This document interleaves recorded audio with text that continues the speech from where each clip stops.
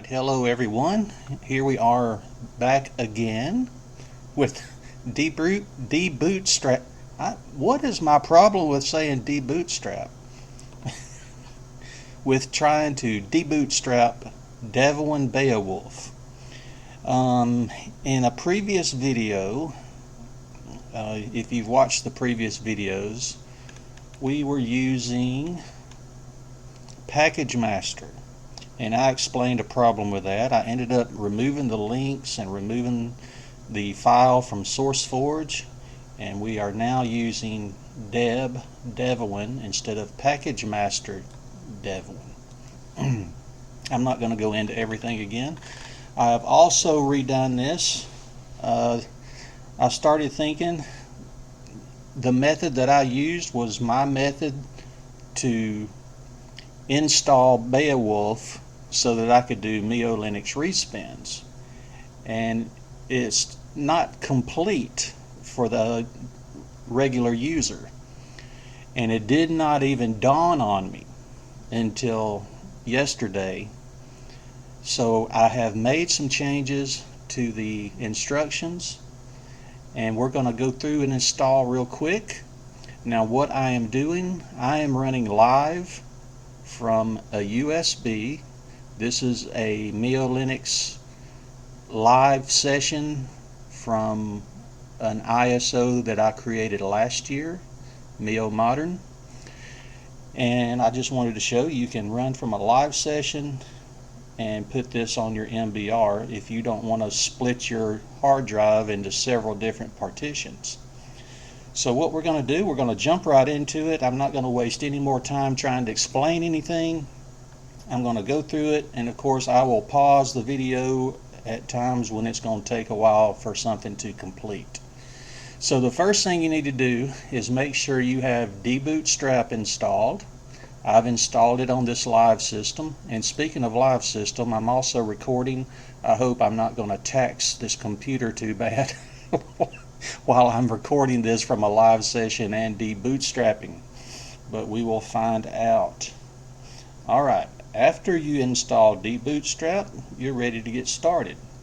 Now the first thing we need to do, we're going to create, I cannot cover every possible situation. What we're going to do in this video, I'm going to create a root partition and a swap partition. Okay? So let me go ahead and open up gparted, and I will do that.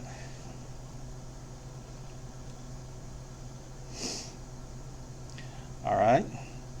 Oh, look at this. This has the, ooh. I don't know why it does this sometimes.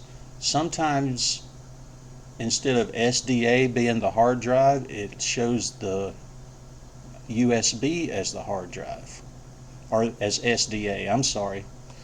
And now the hard drive is SDB. So I'm going to need to change that real quick in these instructions. SDB. I'm going to pause the video while I do this. I'm sorry. I was not expecting that. I'll be right back. Okay, I think I got everything changed. I did not change this right here because I'm not gonna save the changes that I just made. So what we're going to do, this is my hard drive. I am going to completely get rid of everything just to show that this does work. And I'll go ahead and apply that.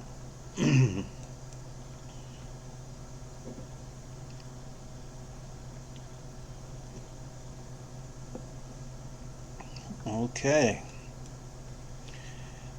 Now I want you to pretend that I'm using this whole hard drive space, but I'm not going to, because this is my build computer and I'm going to need a lot of space on it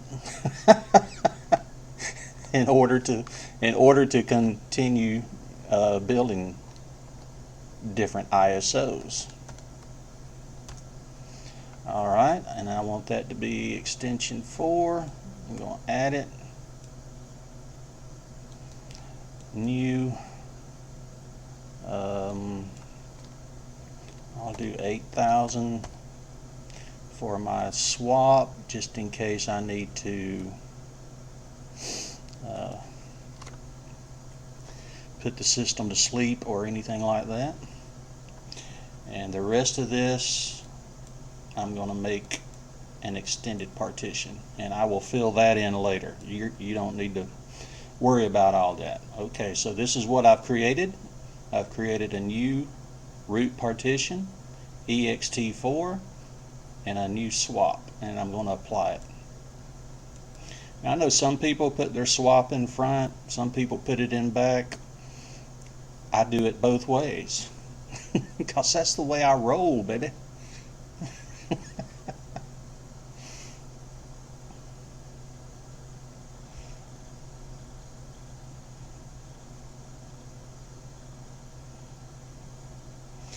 Alright, everything has completed. Alright, very important now. Make note of what your partitions are designated as. Alright, so SDB1 is my root partition. SDB2 is swap. I need to remember that. Now, we're going to open a terminal, become su, and enter the following commands one at a time. So type in su. Oh, I did the wrong password. I forgot this is a live. The password is Mio. Alright. First thing we're going to do is activate the swap partition. And always remember, your designations may be different than what I'm using. Use the ones that are relevant to your situation.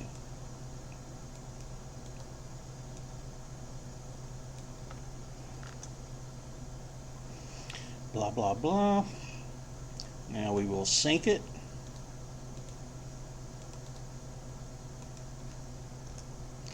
And now we will turn that bad boy on.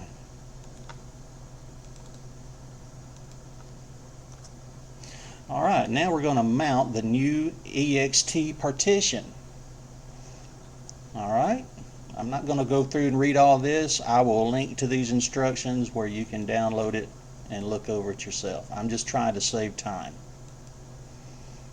So we are going to mount the new root partition that we created. Alright, now we're going to begin the actual debootstrap. Now this does take a while. It takes about 10 to 15 minutes for me on my network.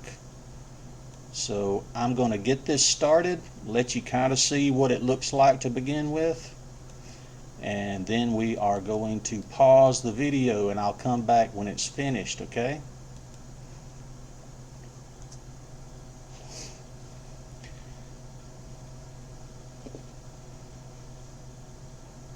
So basically you're going to get a lot of information like this, and then it's going to start installing the base packages.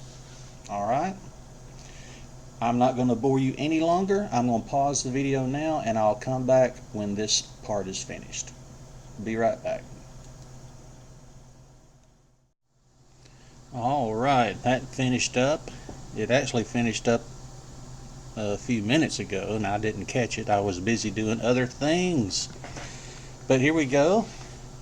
Now we are going to mount and chi-root. So just enter these commands one at a time.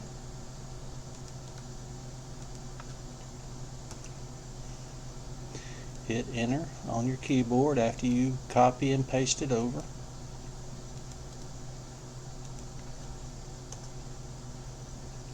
Now what I mentioned in the very first video, that is no longer available. What I have done is try to make this mimic as closely as I can an actual net install.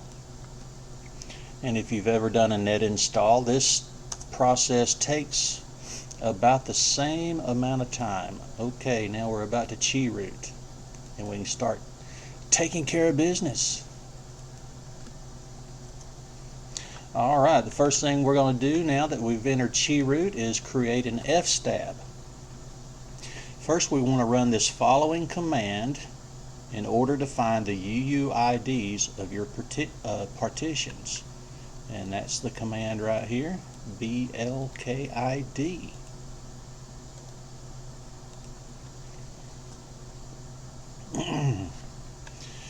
Alright, here we are. Now what you want to look for, remember what your partition designations were. We have one extension 4 and we have one swap. So what we want to do is inside, we want to copy over here in the instructions, copy the UUIDs that were produced with that command and replace the ones in the example below with your actual UUIDs. So we're going to do that. Now the first one I want to do is my ext4. So I'm going to find the one that is ext4, and it's right here. So what we want to do, we want to copy all these numbers here that are inside the quotation marks. Numbers and letters, I'm sorry. We're going to copy that, and we're going to put that over here in our ext4 line. Paste it. Now we're going to get the one for swap. That's this one right here. Again, stay within the quotation marks, copy it, and paste it here. This is going to become your fstab file. Be very careful doing this. You want to make sure you get the right UUIDs in the correct place. Alright. Now we need to edit the fstab file. So we're going to enter this command right here, nano etc fstab.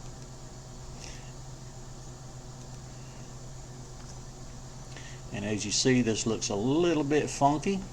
There's no fstab configured. So what I'm going to, well, here I can just come down, use your arrow key, you can just come down one line. And what I'm going to do is I'm going to copy all of this information. I'm going to copy it, and I'm going to paste it in here. Now that looks a little bit weird. Just hit your down arrow key and that'll kind of straighten things out. Now if you create a home partition, hopefully you'll know how to add that to your fstab. This is just basic. I'm just trying to give people a general idea and give them an actual working system.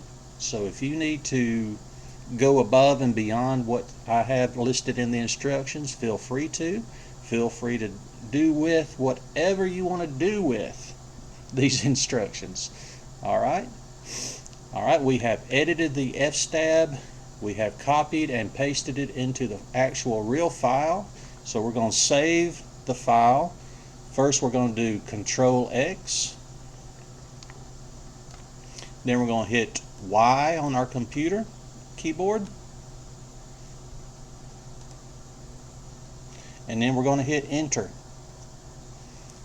And that file has been saved. Now we're going to edit the sources list if desired. And you probably do desire to do this. And I'm going to show you why. At this time, all you have is just one line in your sources list. And that's it right here. Just the main, that's the main repository. You probably want to add security and updates. And you can also add backports, but I do want to warn you that backports Still is not working in Beowulf right now. So what I've done, I've included a complete copy of the Beowulf sources list. If you want to copy and paste them in at this time, feel free to. Edit out what you don't want. Some people don't want to use non-free and contrib. Just remove that in each line before you copy and paste this over. Okay? So I'm going to copy this. Copy. I'm going to come over on this one. And what I'm going to do, I'm just going to erase this whole line right here. Use the arrow key to go all the way over to the right. Backspace to erase it. And now I'm going to paste in the sources list. Use Control X to save it. Hit Y on your keyboard and enter. And now we have a full sources list. Now since I changed that sources list, I need to run an apt-get update. So let me do that.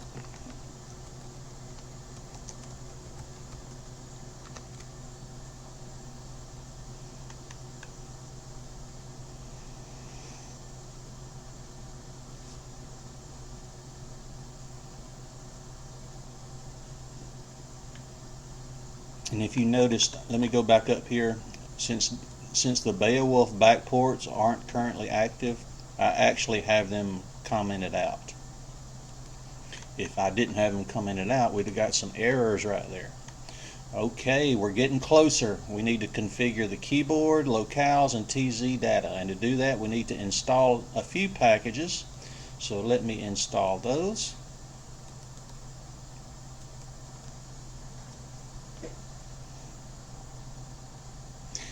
Yes, I want to do that. For those who may not be aware, when you get one of these, do you want to continue Y or N for yes or no? Whichever letter is capitalized, that's the default answer, and you can just hit enter on your keyboard.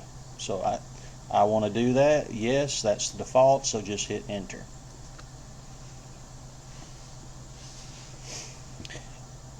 I don't know how many people actually saw the first video. My good friend Esnix, he said, "Did you just install Devuan the Archway?" And basically, that's what happens here. Alright, this is giving us a basic keyboard layout. So I'm just going to, that's what I want, English US. I'm just going to hit enter. UTF-8, that's what I want, so hit enter. Now if you noticed, it's scrolling past me too far. I was getting a bunch of errors about it couldn't set the locale. We're about to take care of that, okay? Here's some more. Locale, cannot set LC type, LC messages, cannot set blah blah blah. We're about to take care of that, so don't let that concern you. Alright, first thing we're going to do is reconfigure our locales, and that's what's going to take care of those errors that you're seeing right there. And this, what I'm going to do is scroll down until I find English US UTF-8.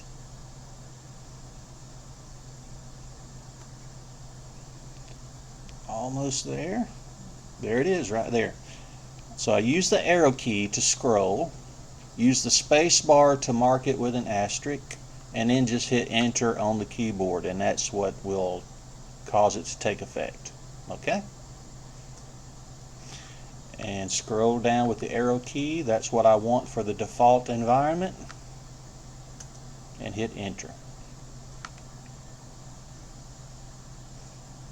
So now it's generating the locales, and that's what's going to get rid of all these error messages that it cannot set this LC.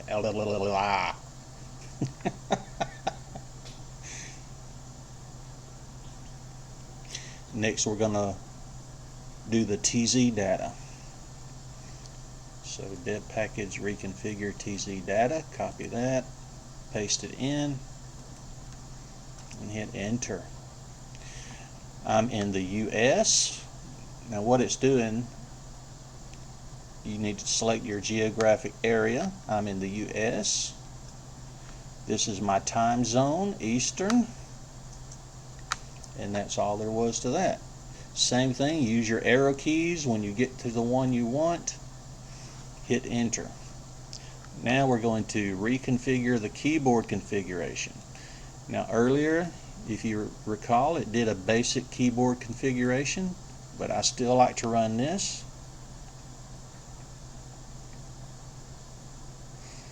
And I just always take the defaults that are shown, okay? Just hit enter, enter, enter, enter. Now we're going to configure the host name. Change Mio Linux to whatever you want your computer's host name to be. I want to use Mio Linux, so that's what I'm going to use.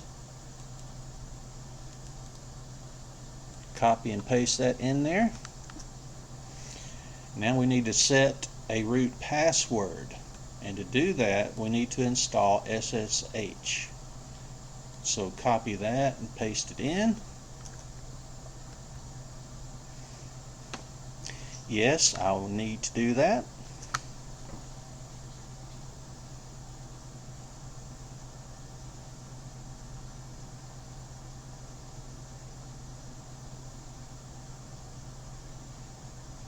And after these have finished installing, we will do the actual password with this command right here.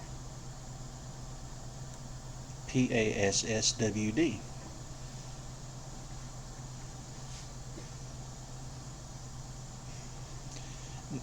Basically what this does, since there are no Beowulf ISOs available right now, this allows you to install Beowulf, and you can choose whatever, desktop environment, window manager you want to use, whatever packages. It's up to you to decide what you want on your system. Alright, now we're going to set the root password. PASSWD. And now you just type in your password, whatever you need it to be for the root account. Hit enter. Type it in again, and as you see, it's not showing what's being typed in. Now we're going to allow root login if desired, and I do desire that. So we're going to enter this command right here.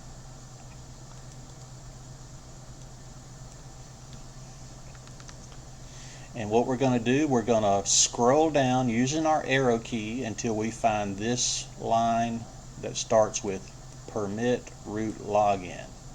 Okay? So let's scroll down. And there it is. Go over one space to highlight the P and hit backspace, and then scroll all the way over one space past the D. Hit backspace to erase, and then type in the word yes. Now Control X, Y, enter. Now we're going to create a user and a user password. Change Mio to your desired username. And I'm actually going to use a different username because this is going to be my main system. So I'm going to do add user Dan. And now it's asking for the password for the user. So fill in the password. Again, it's not going to be shown. Make sure you type correctly. Re-enter it. And here you're going to have the opportunity to enter some information if you want. The only one that I enter is this first one, which is the full name, and I enter that. Hit enter, and on these next several I just hit enter just to go past them. Is the information correct? Yes. Alright, now we're gonna, oh, we're getting close. We're almost there. We're gonna install packages, including the kernel. Now all of these here, you can do these one at a time. Of course, you're going to start out with whether you need the 32-bit kernel or the 64-bit kernel. But you can add these other two, firmware Linux and your wireless firmware, in with the same command. This one needs to be run by itself. This installs the standard system utilities. And I do want to install those. You don't have to. You'll get an even more bare bones system if you don't. But hopefully you know what you're doing if you don't install them. Okay, I'm going to install them. Hit enter. And this again takes a little while. It doesn't take too long, but I think I'm going to pause the video once it gets started. And here it is. It's starting to install them. So I will be back when that's finished. Okay, guys? Be right back. Okay, that has finished. So now we're going to install a kernel. I'm doing 64-bit, so this is what I want here. And I'm going to also go ahead and add this firmware Linux. Add that in there. And firmware Realtek for my wireless. You will need to, hopefully you know which wireless firmware you need so that you can change firmware Realtek if needed to your wireless. And I'm going to hit enter.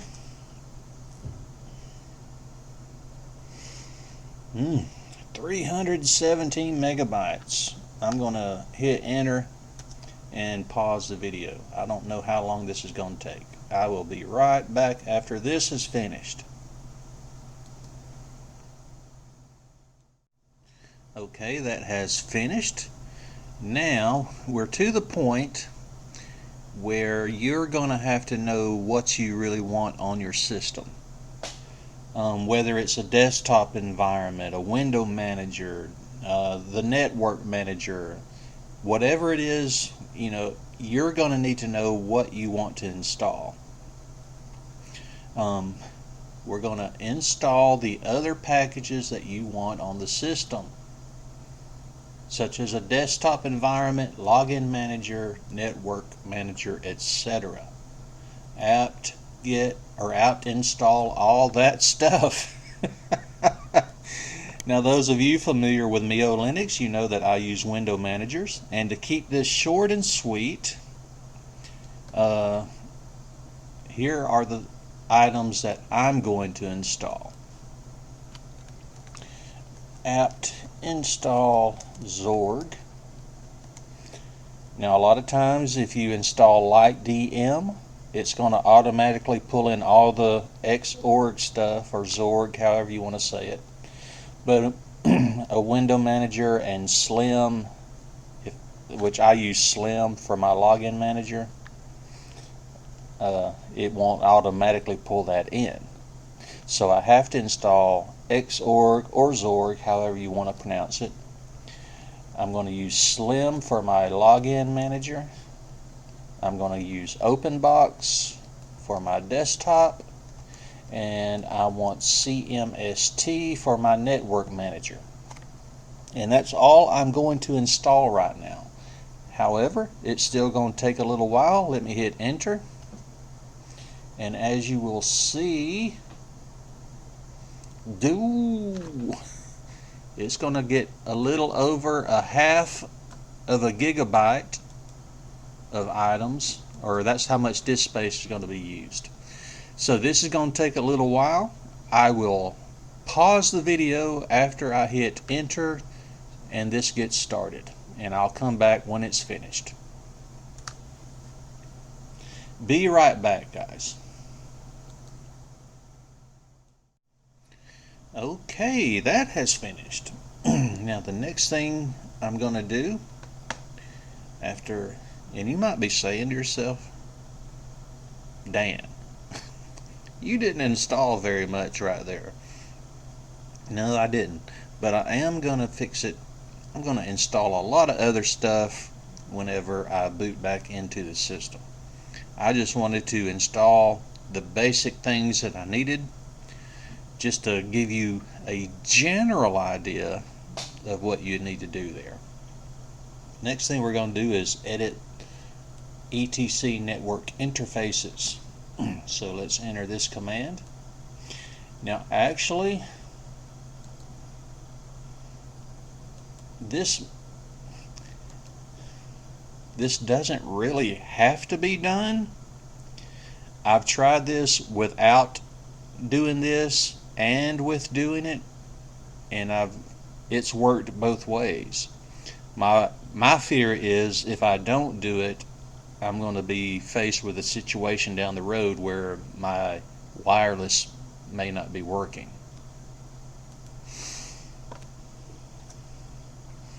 Alright, here is what that file basically looks like. When the file opens, comment out the line that reads source etc network interfaces D. So I'm going to scroll down with my arrow key and put a number or hashtag symbol there. I'm going to scroll to the right. Well, I don't have to scroll to the right, I can just hit the down arrow. And I am going to copy and paste the rest of this right here. Copy into that file. And then hit Control X to save it. Y, enter. Now we're going to install grub for BIOS, both 32 and 64-bit, for UEFI 64-bit. If you have the need to run a 32-bit UEFI system, I can't help you. I don't know what you would need to install there. I'm doing BIOS, so I am going to install this right here.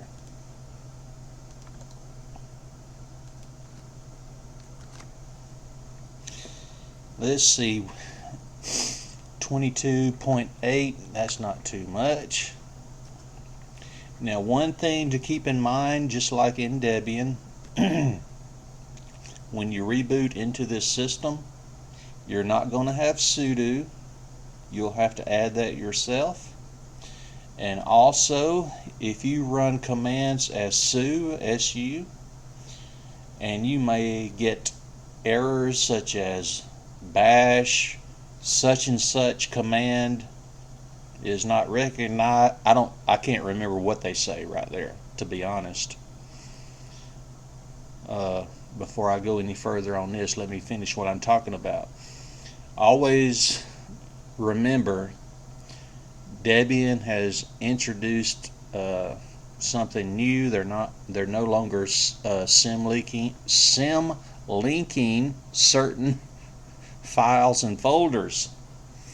So you might have to use su skip a space dash or su skip a space L.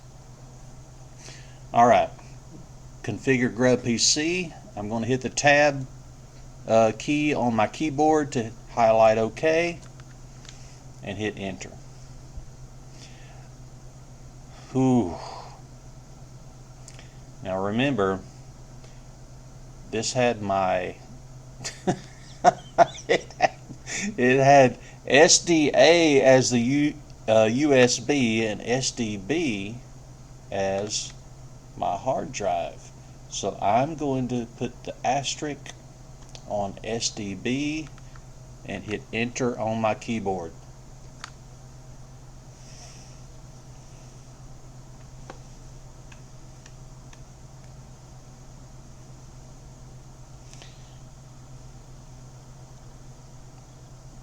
and it's going to run update grub. And since I am putting this on the MBR, whenever we finish step 18, I can just reboot into the system.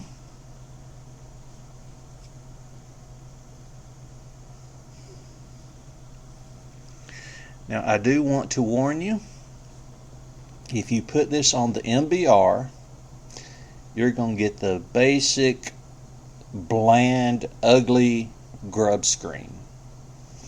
And when I say ugly, I mean it is ugly.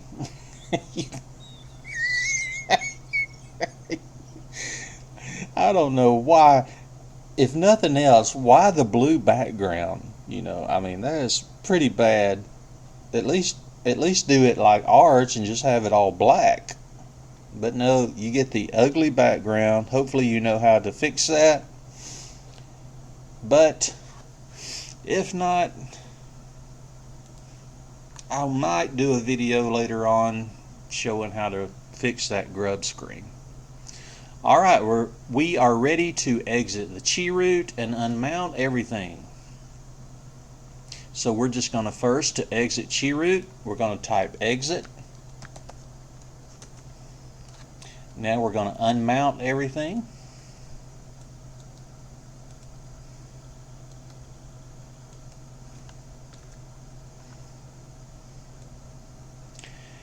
Now in the previous video where I did this, I turned my cell phone on to show the process of how it did actually add it to the grub screen. Unfortunately, I can't do that. Well, I can do it in this video, but I'm going to have to stop recording this actual video since I'm doing this in a live environment. I'll have to stop the video so that I can transfer all the different parts of the video over to a USB.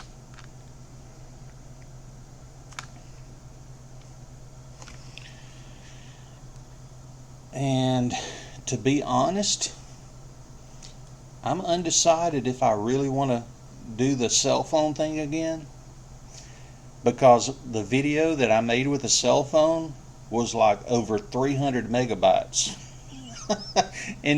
in such a short amount of time, just that one teeny tiny video on my cell phone was 300 megabytes. It was like over, I'm going to say 3 times the size of all the videos put together of the first time I did this debootstrap. And man, it took a long time to upload that to YouTube. So let me think about it. We are finished now. I don't have to run update grub because I put this on the MBR. But if you did install this onto another partition, you would need to run update grub right now. Okay? But we're finished. So what I'm going to do, I'm going to close all this stuff out. I'm going to exit out of the root account, exit the terminal. I'm going to close this. No, I don't want to save the changes. And what I'm going to do, I am now going to stop the video so that I can put these on these videos on the USB. And while I'm doing that, I'll decide if I want to video rebooting back into the newly installed system on my MBR. So I will either see you later or see you soon at the end of this video. Alright, thanks guys.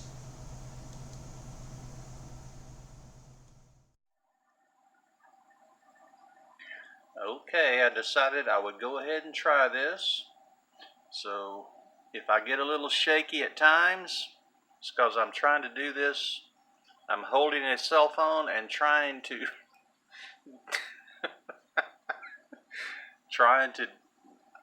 do what's needed to reboot into the newly installed debootstrap system. Alright.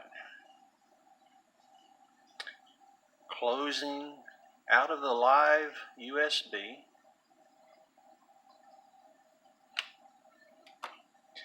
Rebooting. And as you see, we have this really ugly grub screen. But that's the system we just installed through debootstrap.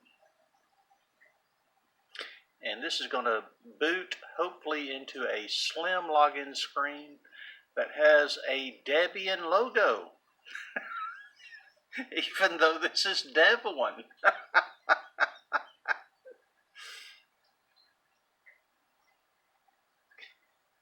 Getting closer.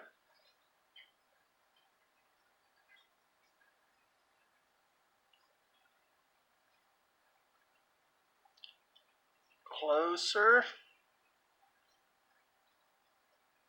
And there it is. The Devuan logo on the login screen for a Devuan system. Now let me log in.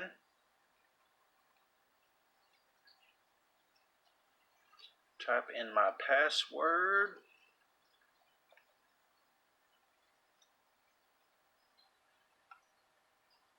And we have a mouse, and we have a menu on a basic open box system.